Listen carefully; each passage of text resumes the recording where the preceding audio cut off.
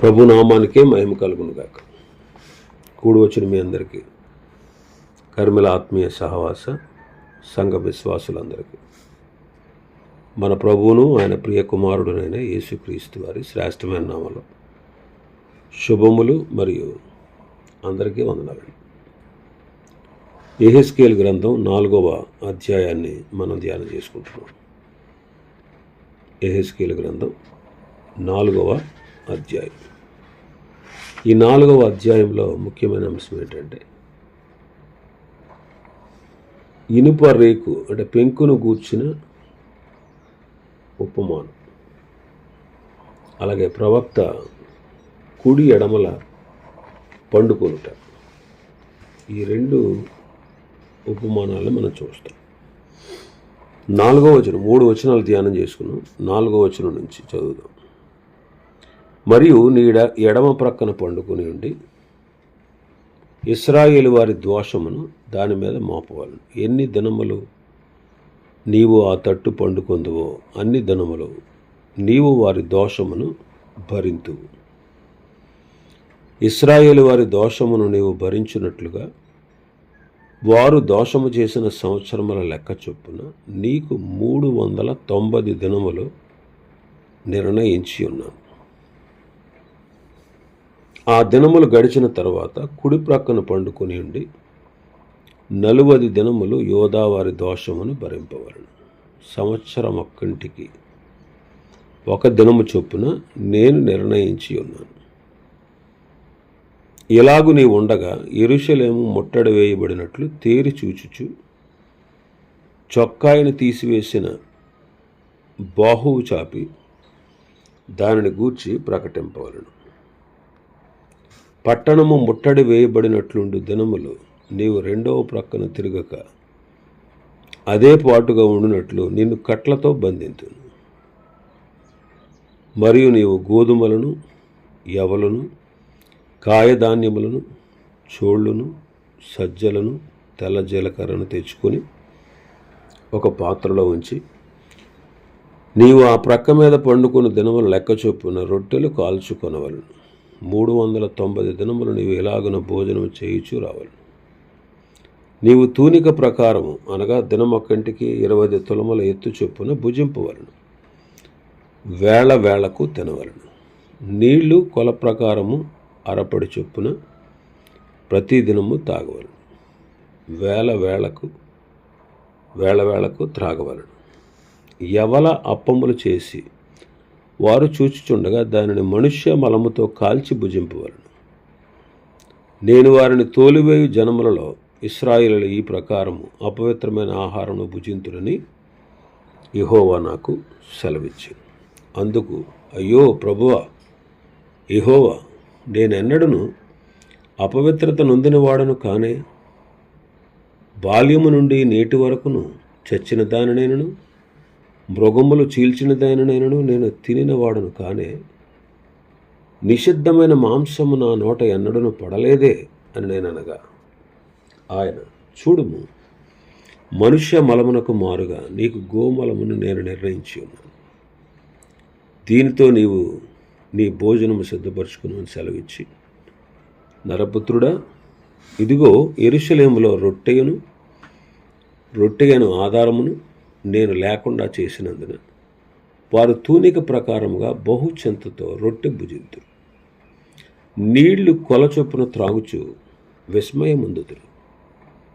అన్నపానములు లేకపోయినందున వారు శ్రమ నొంది విభ్రాంతిపడి ఒకరినొకడు చూచుచు తాము కలుగజేసుకొనిన దోషం వలన నశించిపోవుదురు.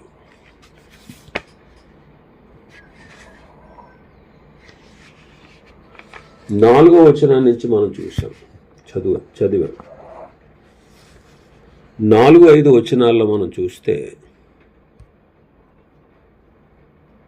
నీవు ఎడమ ప్రక్కన పండుకొని ఇశ్రాయేలు వారి దోషమును దాని మీద మోపవలను. నీవు 390 దినములు అలాగా ఇశ్రాయేలు వారి దోషాన్ని నువ్వు భరించాలి అన్నాడు. ఎడమ ప్రక్క అనేది ఉత్తర దిక్కును సూచిస్తూ ఉంది. అంటే ఇశ్రాయేలీల యొక్క 10 గోత్రాల వాళ్ళు, ఇశ్రాయేల్ యొక్క 10 గోత్రాల వాళ్ళు చేసినటువంటి పాపం ఇక్కడ చూపించబడతా ఉంది. 390 రోజులు ఈజ్ ఈక్వల్ టు 390 సంవత్సరాలు.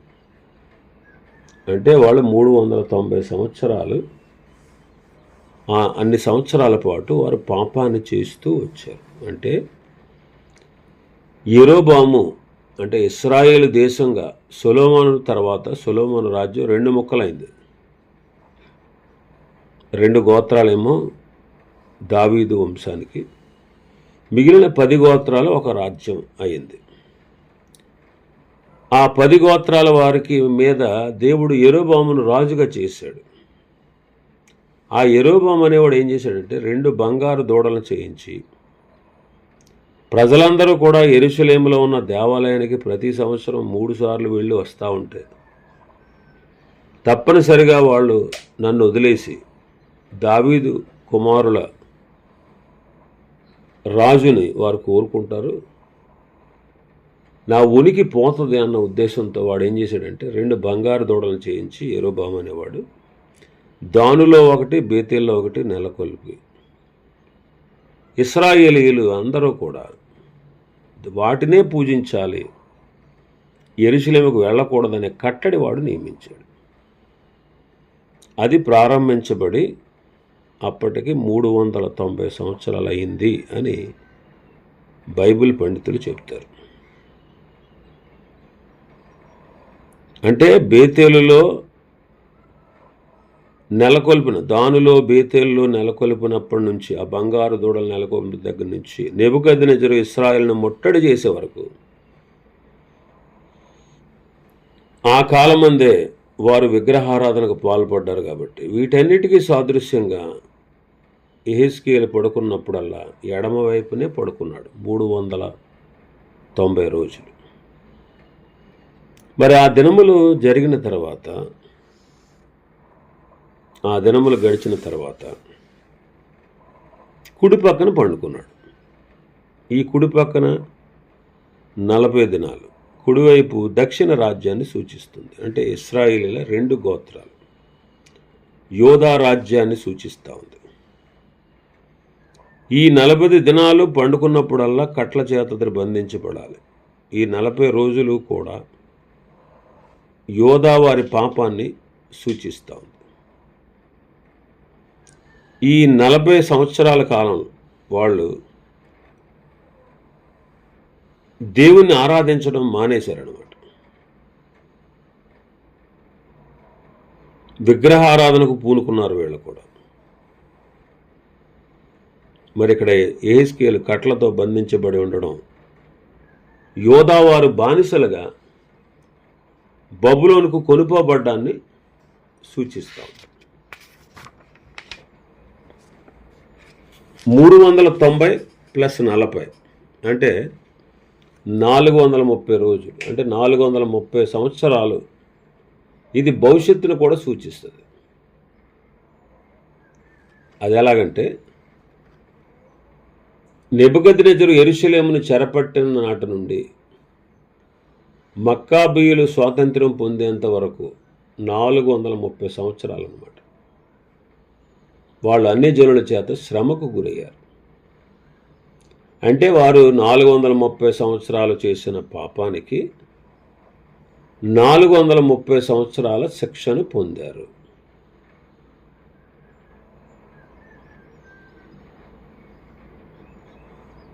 యెహెజ్కేలు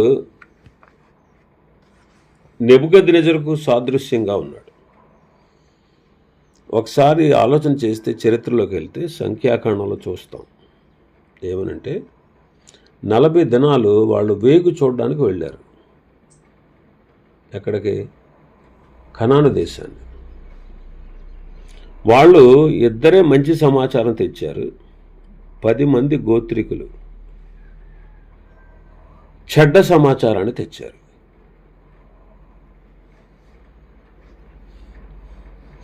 ఇశ్రాయేలు సర్వ సమాజం అంతా దేవుని యొక్క నిబంధనకు విరుద్ధంగా, అంటే ఆయన ఆజ్ఞాపించిన దానికి విరుద్ధంగా వారు కనాను దేశానికి వెళ్ళాలని దేవుడు చెబితే వాళ్ళెవ్వరూ కూడా అలా చేయకుండా మేము వెళ్ళాం, మేము వెళితే చనిపోతాం అని ఎదురు తిరిగారు.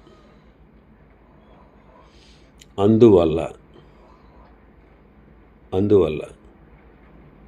దేవుడు వారిని కనాను దేశానికి వెళ్ళనివ్వలేదు. ఆ 40 దినాలకు 40 సంవత్సరాలు వారు అరణ్యంలో తిరిగి రాలిపోతారని చెప్పాడు. కాబట్టి అలాగ వారు వారి దోషాలని భరిస్తారు అని చెప్పాడు. వారి దోషాన్ని భరిస్తారు.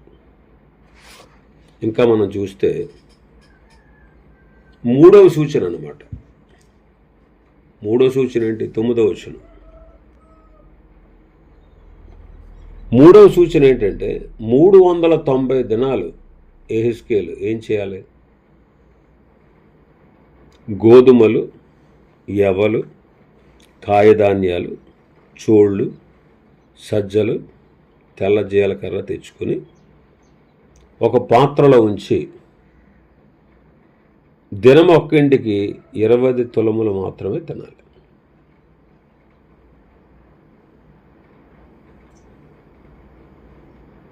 తూనిక ప్రకారం మంచినీళ్ళు తాగాలి, తూనిక ప్రకారం భోజనం చేయాలి, కొల ప్రకారము నీళ్లు త్రాగాలి. పైన చెప్పబడిన, అంటే 9వ వచనంలో చెప్పబడిన కాయధాన్యాలు చూస్తే ఒక్క గోధుమలు తప్ప మిగిలినవన్నీ కూడా పశువులకు ఇచ్చే ఆహారం అన్నమాట. యుద్ధ సమయాల్లో ఆహారం కొరతగా ఉన్నప్పుడు ఇలాంటి వాటిని కూడా చేసేవారు, రొట్టెలుగా చేసుకుని వాడేవారు అనమాట. అది కూడా యెహెజ్కేలు కొద్ది మోతాదులను తీసుకోవాలి. అంటే క్షామం ఎంత తీవ్రంగా ఉందో మనం అర్థం చేసుకోవచ్చు. ఘోరమైన క్షామం ఉందన్నమాట. దేశ జనులకు ఆహారం లేదు. విలాపవాక్యముల్లో మనం చదివాం గతంలో. ఇర్మియా గారు అంటారు, ద్రవ్యం ఇచ్చి నీళ్లు త్రాగాము, క్రయమునకు కట్టెలు తెచ్చుకున్నాము అని రాశారు. ఇంకేం చెప్పాడు ఆయన 12వ వచనంలో? ఈ యవల అప్పములు, ఈ రొట్టెలు మనుష్య మలముతో కాల్చి భుజించాలి అన్నాడు. మన దేశంలో పశువుల పేడతో గడ్డిని లేకపోతే పొట్టును లేకపోతే గడ్డిని కలిపి పిడకలుగా చేసి ఎండబెట్టి వంట చెరుకుగా వాడతారు. మరి ఇక్కడ ప్రభు ఏమంటున్నాడంటే మనుష్య మలముతో గడ్డిని కలిపి పిడకలుగా చేసి వాడుకోమంటున్నాడు. ఆవు పేడతో చేసిన లేకపోతే పశువుల పేడతో చేసిన పిడకలు కాల్చినప్పుడు ఏ దుర్గంధం రాదు. కానీ మనుష్య మలంతో చేసిన పిడకలు కాలిస్తే కంపు కొడుతుంది. అలాంటి మంటతో ఆహారం తినడానికి విరక్తి కలుగుద్ది. అలాంటి మంటతో చేసిన ఆహారం తినడానికి అలా చేయడం ద్వారా ఆహారం అపవిత్రమవుతుంది. బబులోనుకు బానిసలుగా తీసుకుపోబడేవారు ఈ ప్రకారముగా అపవిత్రమైన ఆహారాన్ని భుజిస్తారు అని ప్రభు సెలవిచ్చారు. అప్పుడు యెహెజ్కేలు వాపోతాడు, అయ్యో అపవిత్రమైన ఆహారాన్ని నేను ఎప్పుడు తినలేదయ్యా అంటే, అప్పుడు ప్రభు సరే అయితే మనుష్య మలానికి బదులుగా పిడకలు పశువుల పేడతో పిడకలు వండుకోవచ్చు అంటాడు. ఇశ్రాయేలీలు తిరుగుబాటు చేసినందుకు దేవుడు వారికి ఈ దుస్థితిని కలగజేసి మరణానికి గురి చేశాడు. మరి వారు తిరుగుబాటు చేసినప్పుడు దేవుడు వారికి కలగజేస్తానన్న కీడును, ఆ కీడును గూర్చి ద్వితీయోపదేశకాండంలో ముందే చెప్పాడు. వారికి ఆపదలు విస్తరింపజేస్తాను, వారి మీద బాణాలు వేస్తాను, కరువు చేత వారిని క్షీణింపచేస్తాను, మంట చేత క్రూరమైన హత్య చేత వారు హరించుకుపోతారు, బురదలో పాకే పాముల విషాన్ని, మృగముల కోరను వాళ్ళ మీదకి రప్పిస్తానని ద్వితీయోపదేశకాండంలో ఆయన ముందే చెప్పాడు. 32వ అధ్యాయం 32వ అధ్యాయం. వాళ్ళ పాపాలను వాళ్ళు భరించాలన్నమాట. అయితే అద్భుతమైన విషయం ఏంటంటే, ఇందులో 2 విషయాలు మనకు అర్థమవుతాయి. ఏంటంటే, ప్రభువైన యేసుక్రీస్తు వారు మన దోషాలను భరించాడు. మనం కూడా పాపులమే. ఇశ్రాయేలీల కంటే తీసిపోయిన వాళ్ళం ఏం కాదు. ఇశ్రాయేలే బెటర్ మన మీద. మనం ఘోర పాపులం. అయితే మన పాపాలను ఆయన ఏం చేశాడు? మన దోషాలని క్రీస్తు వారు భరించారు. యెషయా గ్రంథం 53లో మనం అదే చదువుతాం. 53లో నీతిమంతుడైన నా సేవకుడు జనుల దోషమును భరించి తనకున్న అనుభవ జ్ఞానము చేత అనేకులు నిర్దోషులుగా చేస్తాడు. క్రీస్తు మన దోషాలను భరించాడు. మన పాపముల మ్రాను మీద ఆయన మోసాడు. రెండవది, దుర్మార్గులతో పాటు మంచివారు కూడా శ్రమల పాలయ్యారు. చూడండి, ప్రవక్త ఎంతో మంచివాడు, ప్రజలేమో దుర్మార్గులు. మంచివారు కూడా దుర్మార్గులతో పాటు శ్రమల పాలయ్యారు. ఇంకా 7వ వచనం నుంచి 12వ వచనం వరకు మనం చూస్తే, ప్రజలకు ఆహారం దొరకట్లేదు. మొదటిది, ఇది ప్రవక్త పండుకొని ఉండగా తినిన త్రాగిన భోజన పానాలను సూచిస్తూ ఉంది. తూనిక ప్రకారం ఆహారము, కొల ప్రకారం నీళ్లు ఇవ్వబడ్డాయి. ఇది నిరుపేదల ఆహారం, పనికి మాలింది, సామాన్య ప్రజలు ఇట్టి తింటారు. అవి కూడా దొరకడం దుర్లభంగానే ఉండబడద్దే అని దేవుడు ముందుగానే హెచ్చరించాడు. రెండవది, ప్రజలు నిషిద్ధమైనవి తినాలి. 12వ వచనం నుంచి 15వ వచనం వరకు మానవ మనములతో కాల్చుకొని తినాలని ఆజ్ఞ పొందాడు. ఇది ఎంత భయంకరంగా ఉందో చూడండి. కానీ మన దోషాలని ప్రభువైన యేసుక్రీస్తు వారు భరించారు. అపవిత్రులైనటువంటి మన కొరకు పవిత్రుడైన క్రీస్తు త్యాగం చేశారు. ఇక్కడ చూడండి, ఇశ్రాయేలు వారి యొక్క దోషాన్ని యెహెజ్కేలు భరించాడు. యెహెజ్కేలు భరించాడు ఇశ్రాయేలు వారి యొక్క దోషాన్ని. అలాగే మన దోషాలని, మన పాపాన్ని ప్రభువైన యేసుక్రీస్తు వారు భరించారు. రెండవది, అపవిత్రమైన ఆహారం తినాలి అంటే మనం ఎవరం? అపవిత్రులు. చూడండి, ఇశ్రాయేలీల ప్రజలు అపవిత్రులు.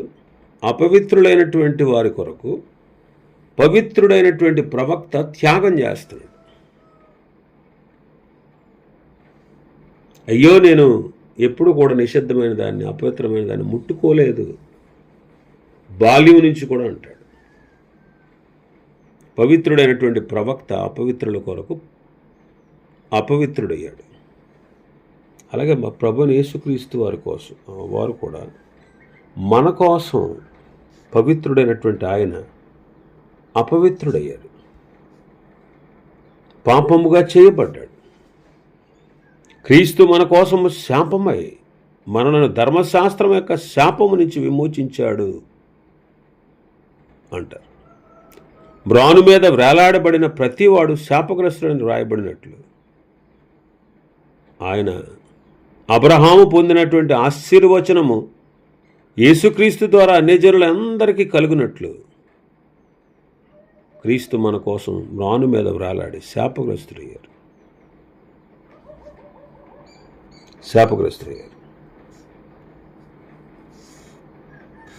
మనల్ని దేవుని వద్దకు తెచ్చుటకు అనీతిమంతులైన మన కొరకు నీతిమంతులైన క్రీస్తు శరీర విషయంలో చంపబడి, ఆత్మ విషయంలో బ్రతికింపబడి, పాపముల విషయంలో ఒక్కసారే మనందరి కోసం ఆయన శ్రమపడ్డారు. ఈ విషయాలు మనం చూపిస్తాం. పాపులైన మన కోసం ఆయన శ్రమపడాల్సి వచ్చింది. మరి ప్రవక్తలు ఎన్ని విధాలుగా వారిని హెచ్చరించినా వారు మార్చబడలేదు. ఎన్నోసార్లు ప్రవక్తలు హెచ్చరిస్తూ వచ్చారు. ఎంతోమంది ప్రవక్తలు మార్పు కొరకు కృషి చేశారు. కానీ వారు మారలేదు. 430 సంవత్సరాల పాటు వారు చేస్తూ వచ్చిన పాపాన్ని ప్రభు చూచి చివరకు వారిని శిక్షించారు.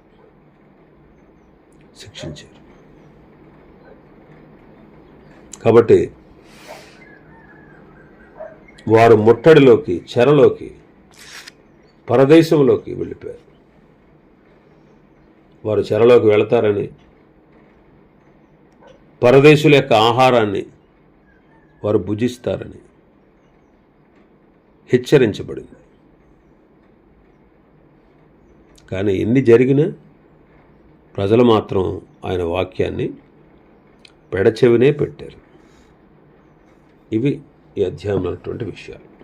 ప్రభు చిత్తమైతే రేపటి దినం మరొక అధ్యాయాన్ని ప్రారంభించుకుందాం.